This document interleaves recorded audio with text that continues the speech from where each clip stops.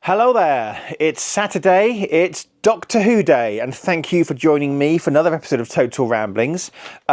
We are looking at, or I am, why do I do the royal we? I don't know. Hey, look at this cover of Doctor Who magazine, isn't that brilliant? From last week's episode, Lux. Really like that cover. Anyway, right, sorry, get on with it, Andrew.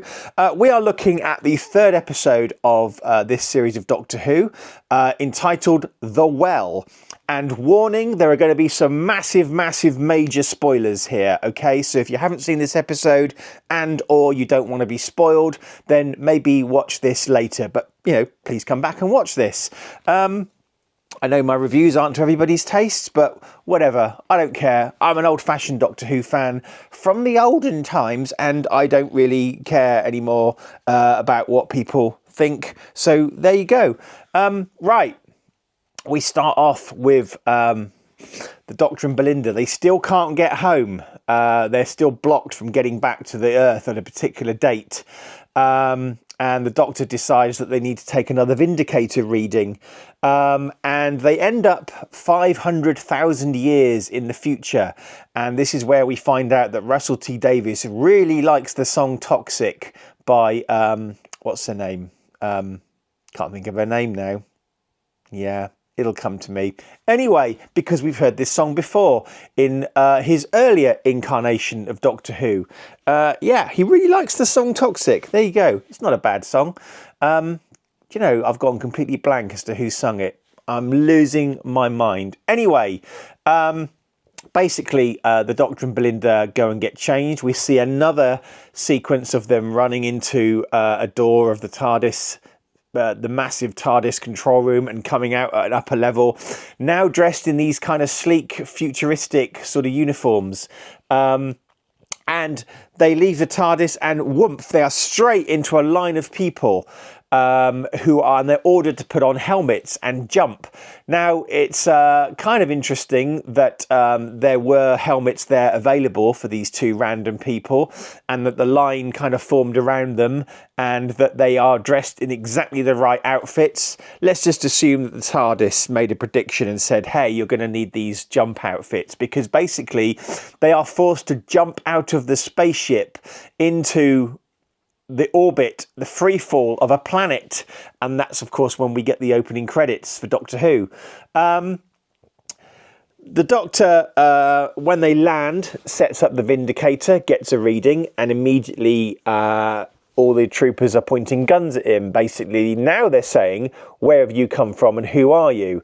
And the Doctor pulls out the psychic paper and says, well, I outrank you, I'm afraid.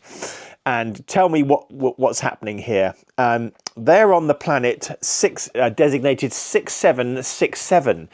And the planet is radioactive with galvanic radiation. Now, immediately, if you know your Doctor Who, you will recall that the planet Midnight was subjected to galvanic radiation, if I recall. In fact, that's a massive spoiler for what's about to happen. Anyway, they are there to investigate a colony mining base that's gone dark. It was mining carbon-46. There's been some kind of massive war, and presumably this was for the war effort, don't know. But anyway, immediately we're getting very heavy vibes from the film Aliens, of, troopers kind of dropping into a planet to investigate a lost or silent colony base. Basically, this is a dead world. The radiation seeps through the entire planet all the way through to its core. Some of the troopers, they don't particularly trust the Doctor, but their leader, Shire, says, well, you have to listen to him. The Doctor at one point gets criticised for calling one of the troopers babes. I think he says something like, you are not authorised to call me babe. So the Doctor says, okay, hun. And anyway, they start finding bodies everywhere. And half the bodies have had all of their bones broken. Another half, they've all died from laser fire. There's been some kind of fight between all of the all of the colonists. I'm kind of reminded of an episode of Red Dwarf where they sort of found an empty base full of dead people. I think they'd all committed suicide or something. Anyway, I've just broken a YouTube rule by saying the word suicide. I've done it again now. People have started using the word. They started using alternative words for that particular word. I don't know whether it's because the YouTube algorithm, starts blocking videos or not. But anyway, I don't know. It's just a word, right? Anyway. All the mirrors have been broken, and we now get a direct callback to Aliens, where one of the troopers said we should have nuked the site from orbit. I mean, the show, Russell T Davies isn't even hiding his references here. This is Aliens basically at this point. Anyway, having scoured the base, the troopers and the Doctor and Belinda find one survivor, Alice Fenley. Now, Alice Fenley is sitting in a room on her own, and she was forced to kill her best friend who was trying to kill her. And she is deaf, which it turns out, as you might expect, is pertinent to the plot. And the troopers don't trust her, and Belinda treats her wounds, but, she's looking a bit shifty, and you have to wonder, is her story true? Did she really kill her friend because her friend was trying to kill her? Or, is she the one that's killed everybody? Anyway, Belinda stays with her with a couple of troopers, and the Doctor goes off to Central Control, having said, I've got to see this. The Doctor's sort of curiosity, although I'm sure he's seen this billions and millions of times before. And really, when you get there, it's nothing special. There's a giant hole in the ground, a well going 5 miles deep. This is the well from the title of the story, of course. Interestingly, despite the Doctor having told Belinda that the human race kind of goes out there and owns the universe and owns the galaxy, and in two conversations, the Doctor talking with Shire and Belinda talking with the troopers, nobody knows of Earth. Nobody's heard of Earth. Nobody's heard of the human race, which is a bit odd. Something funny is going on there. And then Belinda thinks she sees something behind Alice. We keep kind of getting these sort of shock moments in the episode where there's kind of like a sting, or it's like a sound effect sting, and there's something kind of there, but we can't quite make out what it is. And at this point, everything gets very, very, very tense. The troopers kind of form a circle around Alice, and one of the troopers is instructed to go directly behind her. And Alice is like, please stop doing this, because she knows what's about to happen. All the while this is happening, the Doctor is checking video feeds in Central Control and focuses on a particular individual. He says, we don't know what it is. And the Doctor's kind of like, what's the nature of this planet? And they say, well, it's a grey star. It was an extonic star. And this was a diamond mine. This whole planet used to be covered in diamonds. And this planet was known as Midnight. Now, Midnight is possibly one of my two favourite episodes of New Doctor Who. That, and I think The Girl in the Fireplace. Midnight, where the Doctor basically, we have a small flashback to this. The Doctor took a tourist bus on the planet Midnight, which was covered in diamonds, and is kind of we kind of sort of meet a monster that's banging on the doors, a monster that we never meet, that's been on the planet for millennia. Anyway, the Doctor says, well, I've been here before. Meanwhile, the trooper that goes behind Alice, as soon as he is directly behind her from the perspective of the other characters, he is yanked up and thrown into the air and dropped on the floor, where presumably he breaks everything and dies. Basically, there is something behind Alice all of the time. I'm kind of reminded of the episode, I think it was Turn Left, where I think, is it Donna, says that there's something on my back. She's always got something kind of behind her. It's like Planet of the Spiders, where there's spiders kind of on people's backs, you know. Basically, if you go behind Alice from the perspective of another character, you will be killed. And essentially, the entire colony killed one another trying to get rid of this thing. Everyone's kind of reunited now. There's like a big sort of info dump. One of the troopers basically starts to, you know, react not very well to the Doctor's authority, and declares a code red and says, we're going to flush this thing out. And essentially at this point, Alice is kind of turned around, and in a very quick sequence, lots and lots of troopers suddenly die. And this is what the creature does, is it turns everyone against themselves. It turns groups of people against each other, which is what we saw in Midnight. The Doctor converses with the thing, and we can hear it whispering. And this is kind of where Alice's deafness comes into play, because she can't hear it. She can't hear it talking to her all the time because, you know, she's deaf. As is traditional in a Ncuti Gatwa episode of Doctor Who, the Doctor cries. Very emotional Doctor. And the Doctor works out that, hang on, if the thing that is behind you is always destroyed, what if you can see the thing behind? It's all a bit, it happens very, very quickly, but essentially the Doctor gets Shire to shoot some mercury lines, and the thing kind of almost, it kind of gets reflected on itself, and it is forced to leave Alice, whereupon everybody runs away. It's a very quick explanation. I will confess, I did have to rewind a little bit to actually understand what was happening. Anyway, they all run away because the monster is now loose and on its own. It's not behind anybody anymore. The Doctor just can't help himself. He stops. He wants to see it.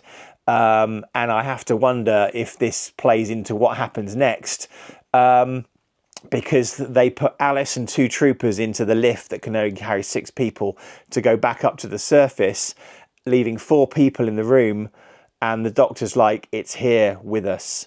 And I have to think, if the Doctor hadn't delayed to say, I must see it, would they have got away? I mean, at one point he's telling everybody to run, and the next thing he's saying, kind of going, I've got to see it, because his innate curiosity can't help himself. But basically, it's behind Belinda now. She's kind of got the monster, and they can't leave the planet with this thing. It's like in the story Midnight. They cannot leave the planet, allow this thing to escape. The Doctor says, well, you know, come into me, I can kind of show you the universe. Shire, who we've established is an excellent shot with a pistol, shoots Belinda just above the heart, which is kind of enough to sort of kill her, so that the monster then jumps into Shire, because basically if you kill the person the monster is in, it will go into you. It's a little bit like that film It Follows. In the film It Follows, if you have sexual intercourse with somebody, you have this monster that's constantly following you, and if it touches you, you'll die, and then it will revert back to the last person. And the only way to get rid of it is to have sex with somebody and then kind of, you know, move it on. And it's kind of like a little bit like that. Basically, if you kill the person that the monster is inhabiting, the monster will then inhabit you. So Shire shoots Belinda. Belinda is immediately rescued, but she is officially dead enough that the monster jumps into Shire and kind of takes her. And then Shire, basically having now got the monster, runs back to Central Control, and much to the Doctor's, you know, concern, I suppose, jumps into this 5-mile deep well. And that's the end of the monster. The Doctor and Belinda are now back on the TARDIS. The Doctor says, yeah, it's all sorted. And Belinda, of course, is, you know, Doctor, they've never heard of the Earth. What's happened to the Earth? And, of course, this is the ongoing season mystery now. What has happened to the Earth? Why can't they get back to, is it May 25th? Something like that.